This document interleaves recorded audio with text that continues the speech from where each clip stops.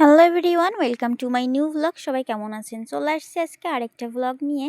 তো আজকে আমি শেয়ার করব আলু রোয়ার পদ্ধতি প্রথম থেকে শেষ পর্যন্ত। যারা গ্রামের মানুষ তারা অবশ্যই জানেন আলু রোয়ার পদ্ধতি কী।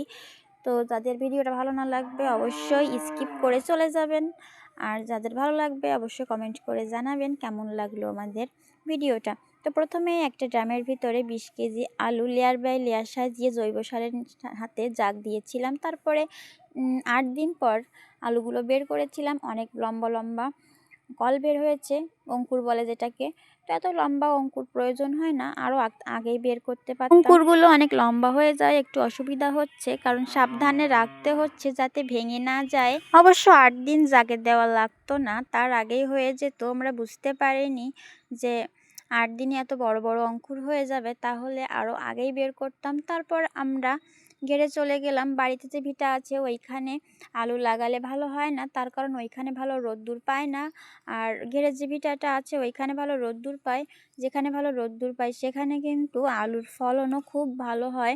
এজন্য আমরা ঘেরে যাচ্ছি আলুগুলো লাগাতে। তো বাবুর পরীক্ষা ছিল, এজন্য আমার একটু দেরি হয়ে গেছে। ওকে মৌখিক পরীক্ষাটা দেওয়ানোর পর তারপর আমি ঘেরে চলে গিয়েছিলাম ওনাদের সঙ্গে আলু লাগানোর জন্য। তো এখানে একটা নির্দিষ্ট ফাঁকা রেখে আলুগুলো সাজাতে হয় পিলির ভিতরে। আমি আর আমার শাশুড়ি মা এই পিলিগুলোর ভিতরে আলু সাজাচ্ছিলাম, আর এদিকে আমার শ্বশুরমশাই পিলি কেটে দিচ্ছিল।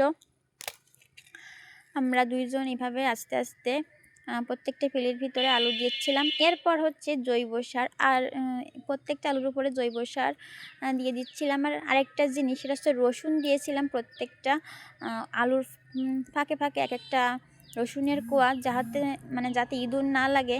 গত বছর আমাদের অনেক আলু ইঁদুরে নষ্ট করে দিয়েছিল, এই জন্য রসুনের কোয়া দিয়ে দেখব যে আসলে রসুনের জন্য ইঁদুর লাগা বন্ধ হয় কি না। তো আমাদের রোয়া প্রায় শেষের পথে। তো আজকের ভিডিওটা এই পর্যন্ত। ভালো থাকবেন সবাই, দেখা হবে নেক্সট ভিডিওতে। আর অনেক দিন কাউকে সাপোর্ট করতে পারিনি, এই জন্য কেউ কিছু মনে করবেন না। আবারও সবাই আমাকে সাপোর্ট করবেন, আমি সবাইকে সাপোর্ট করব। আর ভালো থাকবেন সবাই, দেখা হবে নেক্সট কোনো ভিডিওতে। টাটা।